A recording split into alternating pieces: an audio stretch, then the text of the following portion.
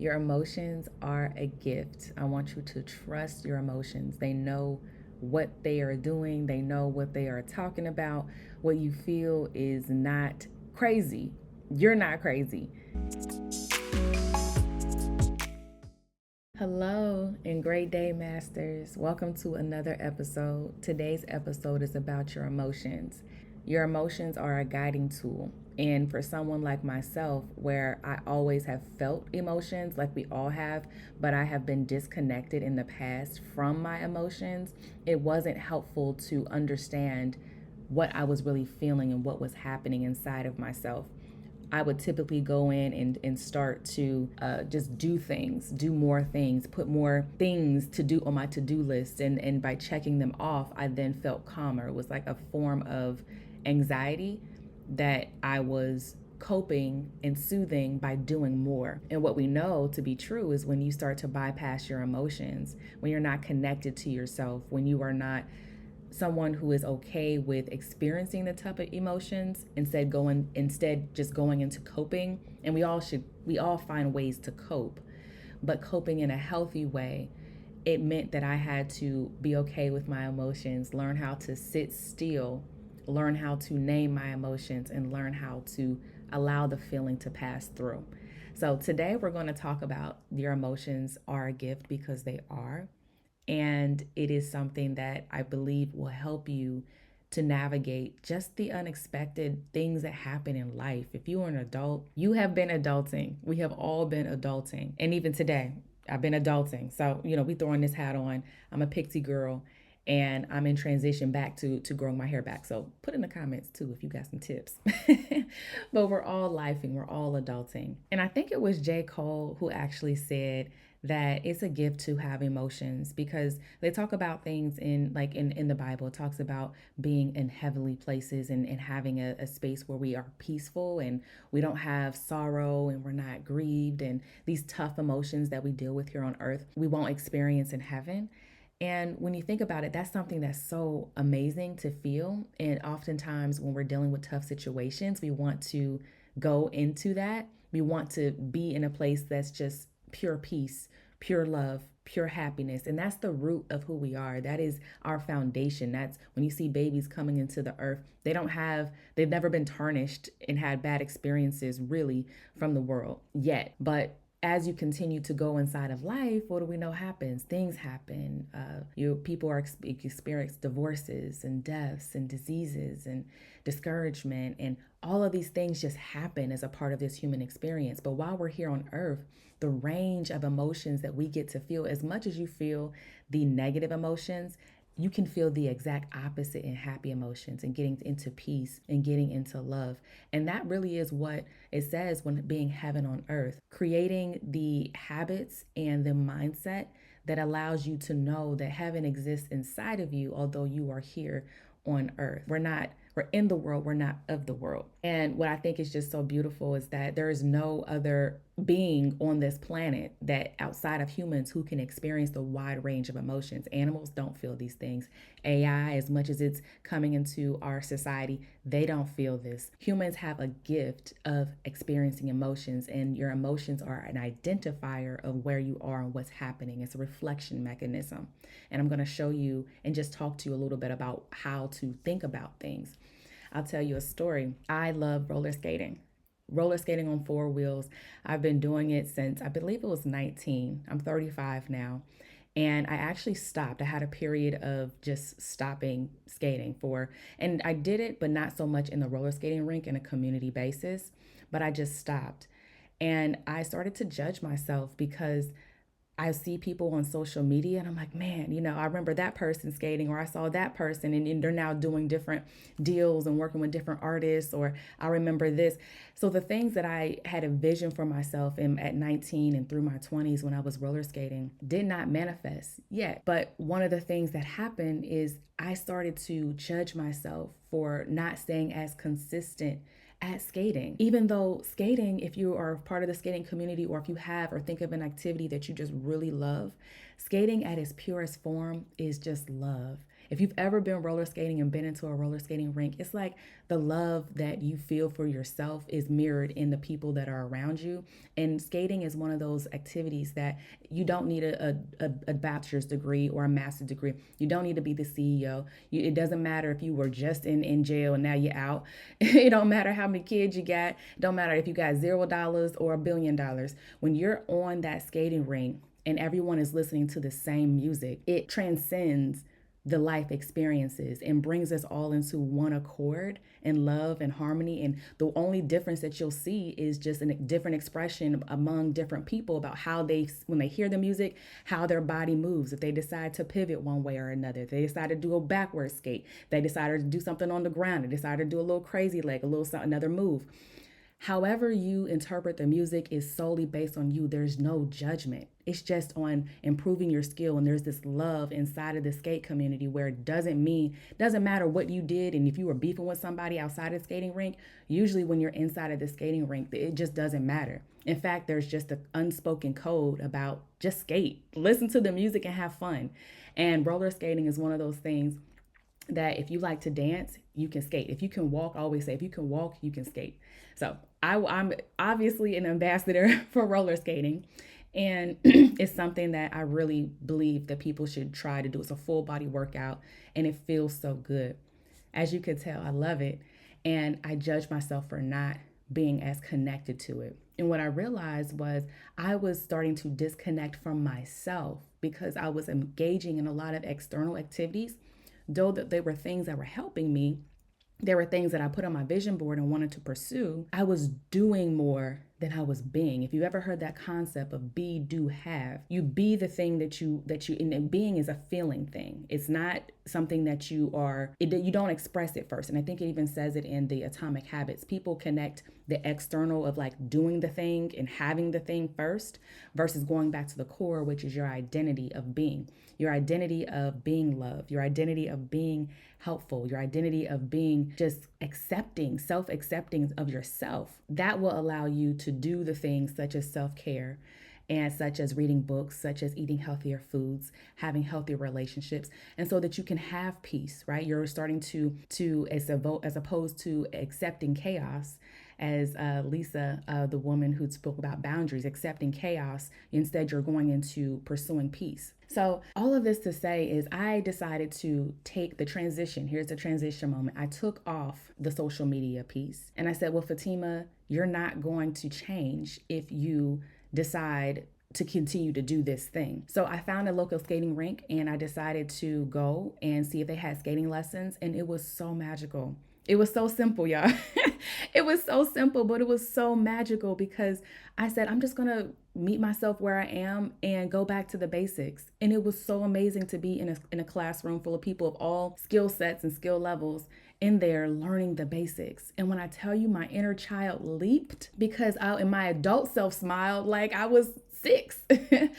Because I was reconnected to something that I have loved, that has helped me through so many challenging emotions, and I can just be in this place, and it was a good form of release. I reconnected to that, and I accepted myself where I was, and I started to skate more.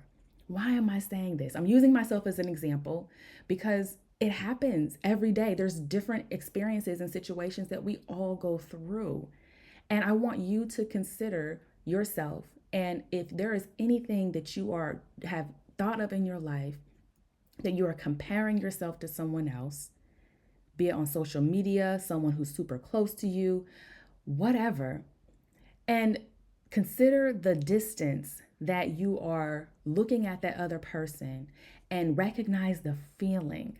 This is where your emotions are a gift. And I always I brought this up before, your feelings wheel. Your feelings will name your emotions. What's happening? For those who don't understand, this is when your emotions and needs are met.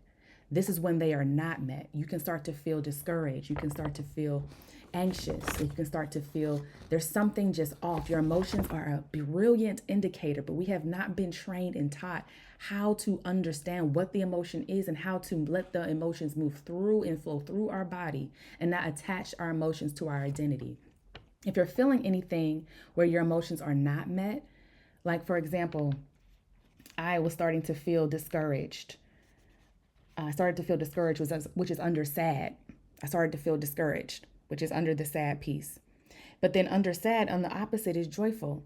So as I started to be and give myself space inside of the skating rink, I was happy. Yeah, I was skating. I was like, like I was, and it felt so good. Your emotions are an indicator, and it is okay to feel tough emotions. It is okay. So, anytime that you are feeling discouraged, humiliated, embarrassed, upset, scared, insecure, anxious, this is brilliant. Your emotions are an indicator of what's happening. And one of the pieces in the Course of Miracles, it says that what you expect is what you invite, meaning that if you expect to have an argument, something happens, whether it be with the person you intended it to be or with someone else, that brings that argument about. If you expect to be sad, if you expect to be discouraged, if you expect to be let down, it manifests. That literally happens. You invited that energy and that experience into your reality. Conversely, when you expect to be loving and kind, you will then see experiences around you that show you lovingness and kindness. When you expect to have self-acceptance and accept yourself where you are, because you are so divinely and uniquely made and crafted that there is only one you on this planet. I don't care if you're even a twin. Your emotions are a gift. I want you to trust your emotions. They know what they are doing. They know what they are talking about. What you feel is not crazy. You're not crazy. There's only one you. So to be that love and to have that level of self-acceptance, you will start to see experiences and people and places and things that reflect this level of love and self-expectance or self-acceptance. Also consider Curly Nikki. She also mentioned this too. If you want to be around loving things, and it's another way of saying the same thing. If you want to be around loving things, be love. If you want to be wealthy, right? You want to attract wealth. Be wealthy. Be the thing that you are wanting to create. And one of the things that you're wanting to experience. And one of the things with God, he gives us our emotions to show us our inner world. The things that happen and the experiences around us show us our internal world. And what's so beautiful, and I didn't realize I got this until yesterday, is that all of the chaos that I was creating around myself is never really about the other people. It's never really about the people, places, and situations. Yes, they can agitate you. Yes, things can come up. Yes, you cannot like there's so many different scenarios and situations that can happen, but it's not really about them. All of those things around you are a reflection of your inner world, whether it be in your mind or in your heart. Whether it be in your mind or in your heart. If you see people and you just wonder, like, how are you just maintain peace despite the political climate, despite the increase in inflation? How are you living in such peace? It's a choice. One of the pieces in one of the books is Highly Effective People. One of those books. Can't think of the full name, but Highly Effective People focuses on your circle of influence. What can you control? What can you control? Focus on that versus your circle of concern is all the things that you cannot control. You can't control other people, places, and things and how people react. That's not your responsibility and you can't do it. What you can control is what you choose to invite inside of your world and who you decide to invite inside of your world. You can choose if you're going to get up in the morning to pray, to meditate, to breathe. You can choose if you're going to do a new activity that makes you feel good and it supports your self-care. You can choose to slow down. You don't have to be everywhere doing everything for everybody. Slow down, breathe, be inside of your experience and feel your heart. The quality of your breath is a reflection of the quality of your life. If you are constantly running and moving and your breath is short and you feel a little pain in your chest, you're moving too fast. Whatever it is on your list, if you have 10 things on your list, cut it in half, do 5. And then when you get done with 5, cut it down to 3. Things like this and different tips are ways to help you connect to your emotions. And my main message, friends, is your emotions are a gift. They are an amazing indicator. And yes, I know that it is hard. I know that you are dealing with and have dealt with some tough emotions. I experienced a 7-year-old the other day who was just scared. A car alarm went off and they were just frightened. And my heart broke for that child because I saw my 7-year-old self just afraid and like, where are you? And I'm scared. And we hugged the child and just said, hey, it's okay. and said that you're safe. And what's so beautiful is as I was getting a chance to express and experience this emotions with the child, I was also able to parent that child and let them know that you're safe. And that is the same way God is for us. He is that for you. The same way that you parent other people and parent your own child, you get to parent your own self, and you get to know that you are God's child. You are God's daughter. You are God's son. And He cares for you. He is with you in all of your challenges and all of your emotions and all of the experiences. He is with you. He sees it, and His heart breaks when yours does. And still, He has so much love, capacity of love to undertake all of the hard things and help to alchemize and transfer all of what you are feeling into pure peace, into pure love, into pure safety. That really, that's the power of God. Like, that's the being, regardless of what you want to call it. I call Him Jesus Christ, Holy Spirit. But whatever version you decide to call that thing, that being, that's God. And He is individualized as you. And you get to show up in the world when people and yourself are experiencing tough emotions. You get to show up in the world as Him. When you are inviting and expecting love, you get to be that love and help other people transition and alchemize their experiences into more peace and love. That's really what living is all about. Family, I thank you so much for listening to this episode, and I really hope connect with me. Like, I want to know what you think. Is this helpful to you? Do you understand what I'm saying about emotions? What else can I talk about? What are you struggling with that I can help make videos about to support you? I'll say one other thing. Go roller skating. I created a video back in 2018 about the power of roller skating and how it's just love. Like, it's just transcendent and just love. And it was also a time where I was starting to celebrate and accept and love on my Black excellence. So I might link that in the comments, in the description, if you guys want to see it. But listen, your emotions are a gift, and you are a gift. Learn to work with and co-partner with your emotions. I promise you, you will not be disappointed. Your emotions are a gift. I want you to trust your emotions. They know what they are doing. They know what they are talking about. What you feel is not crazy. You're not crazy. All will be well. Take care.